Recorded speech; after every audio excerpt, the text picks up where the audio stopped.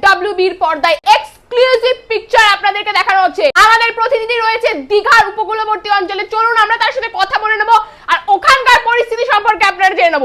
কমলা, তুমি আমাদের দর্শক বৃন্দদেরকে দেখাও যে এই মুহূর্তে দীঘাতে ঠিক কি পরিস্থিতি রয়েছে। হ্যালো হ্যালো কমলা, তুমি শুনতে পাচ্ছ? আচ্ছা আচ্ছা রুনা, আমি তোমাকে বলতে চাই আমি এই মুহূর্তে দাঁড়িয়ে আছি দীঘার মাঝ সমুদ্রে।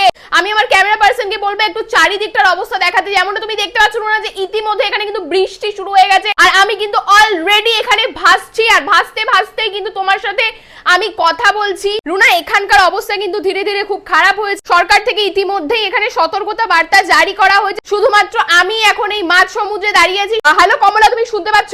ইতিমধ্যে আমাদের যোগাযোগ বিচ্ছিন্ন হয়েছে আমাদের প্রতিনিধির সাথে। ফিরে আসছি আমরা একটা ছোট্ট বিরতির পর। চোখ রাখুন আমাদের FWBর পর্দায়। আতঙ্কে থাকে, আতঙ্কে রাখে।